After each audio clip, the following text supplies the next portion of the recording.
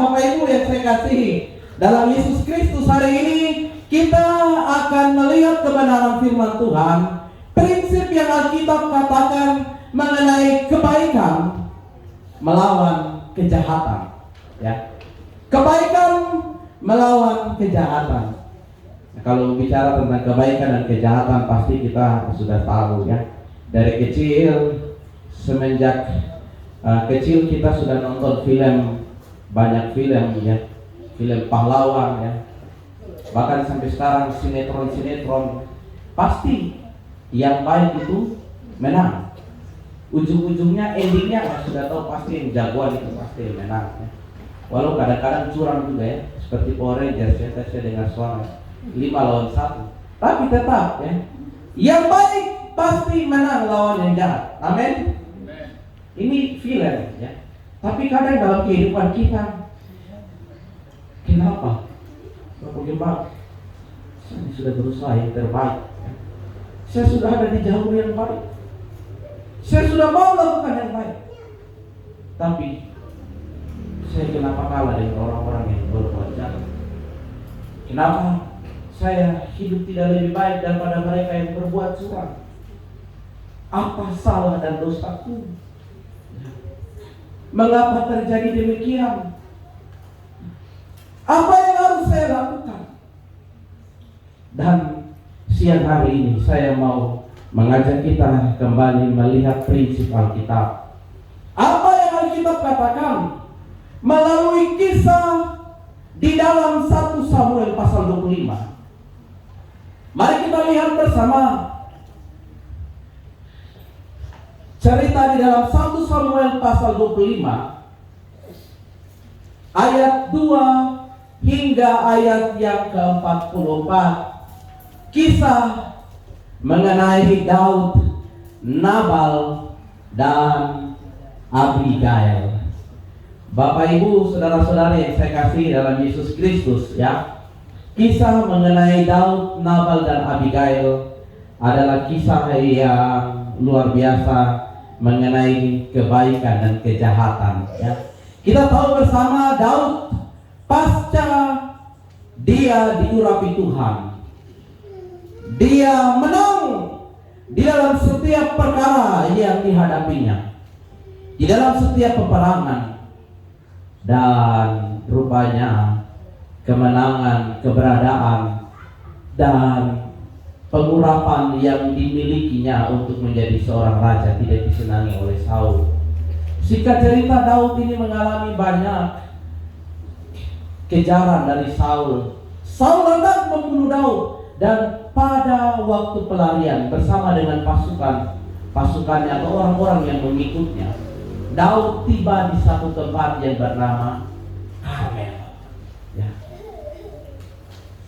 Dan di Karmel rupanya itu ada seorang yang bernama Nabal mempunyai anak buah, penggunting, penjaga domba dan kambing, ada di sana di Karmel. 1 Samuel pasal 25 ayat 2 katakan bahwa seorang laki-laki Maon yang mempunyai perusahaan di Karmel. Orang itu sangat kaya. Ia mempunyai 3.000 ekor domba dan 3.000 ekor kambing. Jadi sangat kaya. Bukan orang kaya, tapi sangat kaya. Kekayaan pada waktu itu bukan diukur dengan banyaknya rumah, banyaknya benda, tapi kekayaan orang pada waktu itu diukur dengan banyaknya ternak. Dan seorang yang bernama Nabal ini adalah seorang yang sangat kaya dan mempunyai kawanan kambing domba yang ada di Gunung Karmel. Dan waktu itu bawahan atau anak buah dari Nabal ini sedang menggunting kambing domba, dan Daud bersama pasukannya ada di sana. Keberadaan Daud di Karmel rupanya itu bukan hanya ada dalam pelarian, tapi keberadaan mereka di Karmel juga menjadi penolong bagi harta milik si Nabal. Daud mengawal, Daud menjaga juga. Daud menghalau dari orang-orang yang buruk, orang-orang jahat, perampok-perampok, pencuri-pencuri. Jadi pada waktu itu orang yang mempunyai harta benda kekayaan itu, apalagi domba-domba, kambing, gampang untuk dirampok. Apalagi tiba masa panen. Tapi melalui keberadaan Daud dan pasukannya, harta kekayaan kambing domba dari Nabal serta bawahan mereka, para penggunting-penggunting bulu domba itu aman. Nah, karena Daud ini adalah seorang pelarian bersama dengan pasukannya, tibalah waktu yang mana mereka itu ada dalam juga kebutuhan. Tiba hari raya panen, Daud mengutus 10 orang pergi ke Nabal dan sampaikan salamku. Dan Daud berkata demikian untuk Nabal agar juga memberikan sedikit makanan bagi kami.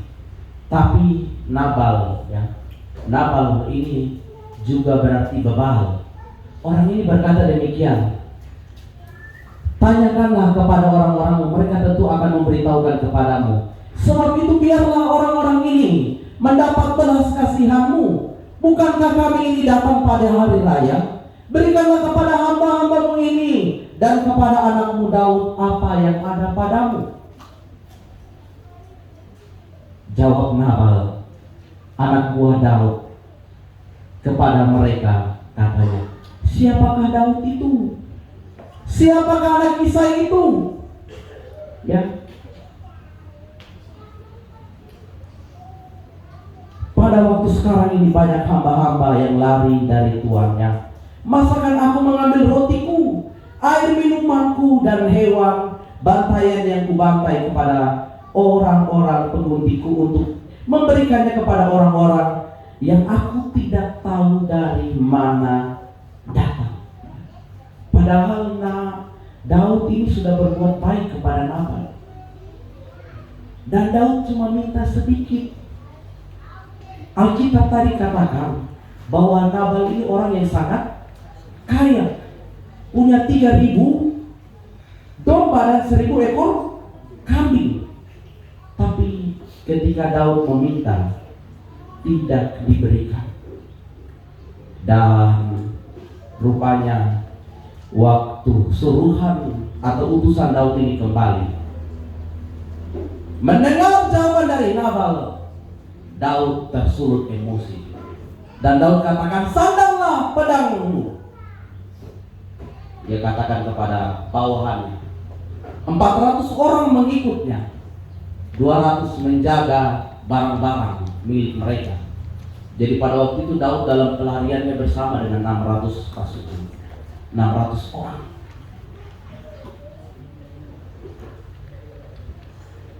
Daud akan menghabisi Nabal berserta dengan keluarganya. Tapi di tengah perjalanan, Abigail yang mendengar kabar itu, para bujangnya atau anak buah daripada Nabal ini pun berkata yang benar. Kita lihat selanjutnya di dalam ayat 14 hingga ayat 16. Tetapi kepada Abigail istri Nabal telah diberitahukan oleh salah seorang bujangnya, katanya, ketahuilah, Daud menyuruh orang dari padang gurun untuk memberi salam kepada Tuhan kita. Tetapi ia memaki-maki mereka. Padahal orang-orang itu sangat baik kepada kami. Mereka tidak mengganggu kami dan kami tidak kehilangan apa-apa selama kami lalu lalang di dekat mereka. Ketika kami ada di ladang, mereka seperti pagar tembok sekeliling kami siang malam selama kami menggembalakan domba-domba di dekat mereka. Hal ini diperkuat lagi oleh anak buah daripada Nabal. Memang benar Daud mereka itu orang baik, kan? Tapi ketika mereka datang kepada Nabal, justru bukan hanya dikatakan siapa Daud, tapi balik dimaki-maki. Bapak Ibu yang saya kasihi dalam Yesus Kristus, bayangkan kalau situasi ini ada pada kita. Kita sudah buat baik kepada seseorang, sudah terlalu banyak menolong, membantu, tapi ketika kita meminta sedikit pertolongan, malah kita dimaki-maki. Malah kita bilang, siapa ini? Kok mau minta apa? Kok buat apa ya? Padahal sudah tahu. Padahal sudah terlalu banyak hal baik yang kita buat. Apa yang terjadi? Pasti emosinya, pasti tersulut juga. Ini yang dialami juga oleh Daud. Tapi Tuhan itu baik. Dalam perjalanan Tuhan memakai Abigail, seorang istri yang bijaksana, seorang istri yang penuh dengan hikmat, dan melalui hidupnya akhirnya mencegah Daud untuk menghabisi Nabal beserta dengan seisi rumahnya pada waktu itu. Dan singkat cerita Bapak Ibu yang saya kasih dalam Yesus Kristus, Alkitab katakan di dalam 1 Samuel pasal 25 ayatnya yang ke-37 hingga ayatnya ke-39. Tetapi pada waktu pagi ketika sudah hilang mabuk Nabal itu, diceritakanlah kepadanya oleh istrinya segala perkara tentang bagaimana Daud ini mau menghabisi Nabal. Diceritakan kembali, tapi tidak jadi karena Abigail mencegahnya. Ketika Nabal mendengar itu, Alkitab katakan lalu berhentilah jantungnya dalam dada dan ia membatu. Istilah sekarang bilang ini, ketika dengar hal itu langsung tiba-tiba stroke ya. Tidak bisa buat apa-apa lagi. Dan selanjutnya kira-kira 10 hari sesudah itu Tuhan memukul Nabal sehingga ia mati.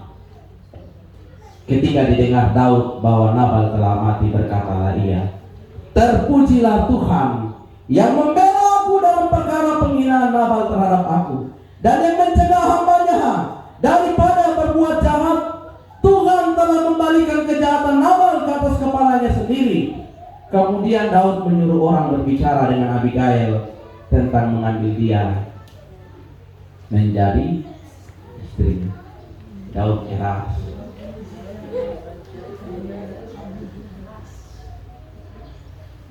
Dapat berkat yang Robert ya. Ya. Bapak Ibu yang saya kasih dalam Yesus Kristus, kisah ini menceritakan dan mengingatkan kepada kita, Tuhan sedang memperhatikan apa yang kau buat, baik ataupun jahat. Tuhan melihat dan Dia Tuhan hakim yang adil. Jangan engkau mengambil hak Tuhan dengan mau membalas yang jahat dengan yang jahat. Kalau engkau membalas yang jahat dengan yang jahat, apalah bedamu dengannya? Apalah untungmu? Bukankah engkau satu-satu? Ya. Bukan engkau untung 2-1, tidak. Satu sama ya. Sudah selesai. Yang kita rasakan apa? Puas, senang ya.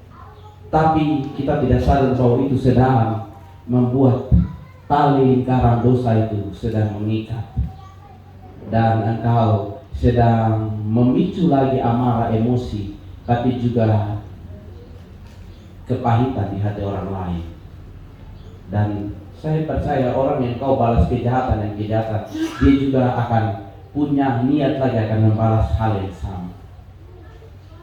Tapi coba engkau tidak membalas kejahatan dan kejahatan, engkau sudah memutus rantai kejahatan, engkau membuat kebaikan di dalam kehidupan orang yang berbuat jahat kepadamu.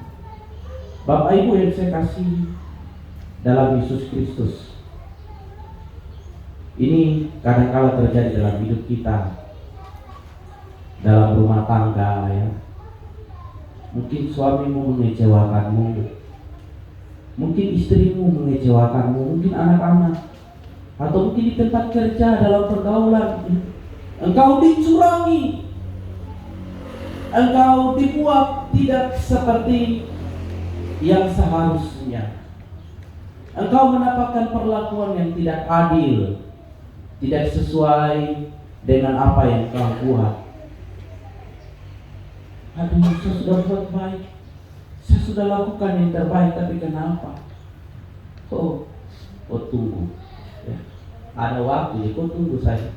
Nanti saya ada di atas suatu jabatan, posisi baru, baru kau tunggu bagian ya. Kadang-kala manusiawi ini yang kadang terjadi, hal ini yang kadang banyak terlintas di pikiran kita manusia.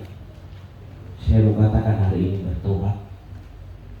Jangan engkau balas kejahatan dengan kejahatan, tapi lakukanlah yang baik.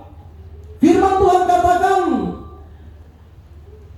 melalui kisah Daud, Nabal dan Abigail, kita ada di posisi mana? Apakah kita ada di posisi Daud yang ingin membalas kejahatan dengan kejahatan?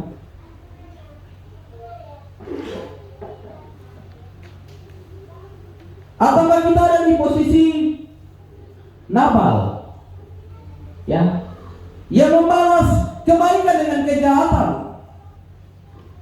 Ataukah kita ada di posisi Abigail, orang yang penuh hikmat, tidak kompor-kompori ya? Coba waktu itu Abigail kompor-kompori ya. Oh, Nabal yang aduh, Daud, kok serang dia sudah? Dia itu suami tak memang bebal orangnya, tukang mabuk lagi ya. Ya, dursila ya, ini kita katakan dia orang dursila. Ya sudah bagus sudah, kamu jalan sudah. Dengan sukacita saya persilakan. Tapi Abigail bukan demikian. Dia bukan orang yang suka kompor-kompori orang lain ya. Jadi kalau di sini orang-orang yang suka kompor-kompori ya, bertobat ya. Jangan satu teman itu jatuh dan ada kesempatan kau sudah mulai betul dia bagus milih kalau kau buat begitu tuh memang saat kau sudah ya. Kadang-kala kita orang-orang di pihak yang salah, kita malah memanas-manasi situasi. Jangan ya, kita belajar daripada Abigail, jadi orang yang mendinginkan situasi, berpikiran tenang dan cari jalan keluar. Abigail ketika berjumpa dengan Daud, dia adalah perempuan yang hebat, penuh dengan kebijaksanaan, sehingga persoalan itu tidak kelar, tapi Tuhan yang membela. Bapak Ibu yang saya kasih dalam Yesus Kristus, firman Tuhan di dalam Mazmur 34 ayatnya yang ke-14, jauhilah yang jahat dan lakukanlah yang baik, carilah perdamaian dan berusahalah mendapatkannya. Jadi yang jahat engkau jauhi ya. Jangan yang jahat engkau malah datangi. Lakukanlah yang baik. Kalau engkau sudah tahu engkau dijahati, katakan terima kasih. Katakan, saudara, saya mengasihi, saya mengampuni walaupun itu berat. Tapi saya mau katakan bahwa Tuhan baik. Melalui situasi ini Tuhan telah menyatakan ada maksudnya yang terbaik. Bapak Ibu yang saya kasih, sedikit kisah. Tahun 2009-10 waktu saya celaka, Dan waktu panggilan Tuhan datang kepada saya untuk sekolah di SMP Jepri, keluarga tidak tahu. Orang-orang di lingkungan itu malah heran, kok Karel pergi cari orang yang dulu tabrak dia. Keluarganya saya datangi, saya minta maaf sama mereka, saya minta mereka mendoakan saya karena saya mau pergi sekolah pendeta. Saya bilang saya bersyukur, terima kasih kalau ibuku bapak tidak tabrak saya, mungkin saya tidak ada alami panggilan. Jadi saya berterima kasih sudah ada masalah melalui keluarganya ibu dan saya mau pergi sekolah pendeta. Saya sukacita jalan dengan senang, tidak ada beban. Walaupun orang yang tabrak saya, buat saya celaka, waktu saya sakit mereka tidak datang kunjungi, tidak ada perhatian, tapi tetap bersyukur saja ya. Sebagai manusia emosi juga, ingin tuntut ya. Keluarga semua sudah tahu, oh itu keluarga itu kami akan datang. Tunggu, kau semua dulu baru kami tuntut di pengadilan dan lain sebagainya. Sudah. Untuk apa? Tidak ada gunanya kita membalas kejahatan dengan kejahatan. Mending kita lakukan yang baik, karena itulah firman Tuhan. Alkitab juga katakan bahwa percayalah kepada Tuhan. Mazmur 37 ayat 3. Dan lakukanlah yang baik, diamlah di negeri, dan berlakulah setia. Ibrani pasal 10 ayat 30 berkata bahwa sebab kita mengenal Dia yang berkata, pembalasan adalah akulah yang akan menuntut pembalasan, dan lagi Tuhan akan menghakimi umatnya. Ketika saudara mengambil bagian untuk membalas kejahatan dengan kejahatan, engkau sedang mengambil haknya Tuhan, dan Tuhan tidak berkenan, karena pembalasan itu adalah haknya Tuhan. Dia Tuhan yang menilai, Dia Tuhan yang berhak, Dia Tuhan yang punya waktu dan caranya sendiri untuk membalaskan apa yang jahat yang terjadi padamu. Daud, Nabal dan Abigail adalah kisah yang nyata. Hampir Daud salah langkah, hampir Daud mengambil haknya Tuhan. Tapi untung Daud peka dengan suara Tuhan melalui Abigail, sehingga genaplah firman Tuhan. Waktu yang dekat, tidak sampai 1 minggu, 2 minggu ya, 1 hari stroke, 10 hari langsung meninggal. Pembalasan datangnya dari Tuhan. Roma pasal 12 ayat 17. Jangan engkau membalas kejahatan dengan kejahatan. Lakukanlah apa yang baik bagi semua orang. 1 Petrus pasal 3 ayat 9. Janganlah membalas kejahatan dengan kejahatan, atau caci maki dengan caci maki, tetapi sebaliknya hendaklah kamu memberkati, karena untuk itulah kamu dipanggil untuk memperoleh berkat. Jadi kalau ada orang yang mencibirmu, menggosipkanmu, membicarakanmu, katakan sukacita. Jangan kau balik lagi gosip orang ya. Oh, kau tunggu, saya kasih viral kau kenal. Kau bicara saja dia, kau tunggu waktu. Ada waktu nanti kau jatuh, baru kau nama naik. Ini kadang-kala yang terjadi dalam kehidupan orang percaya. Saya mau katakan itu bukanlah hal yang dikenal oleh Tuhan. Tuhan tidak menginginkan kita membalas kejahatan dengan kejahatan. Tuhan tidak menginginkan kita merampas hak milik Tuhan sebagai hakim yang adil. Tapi Tuhan inginkan kita tetap melakukan yang terbaik, karena untuk itulah kita dipanggil. Tuhan mau kita berbuat yang terbaik, sekalipun orang di sekitarmu mengecewakanmu, sekitarmu kau sekiranya engkau diperlakukan tidak adil, katakan terima kasih Tuhan, tidak apa-apa. Itu tidak mengurangi sukacita di dalam Tuhan. Amin. Ketika kau berbuat baik, apakah mukamu suram? Apakah sukacitamu hilang? Saya kalau berbuat baik, saya jalan selalu dengan senyuman, sukacita. Tapi kalau saya buat jahat, pasti pikiran ya.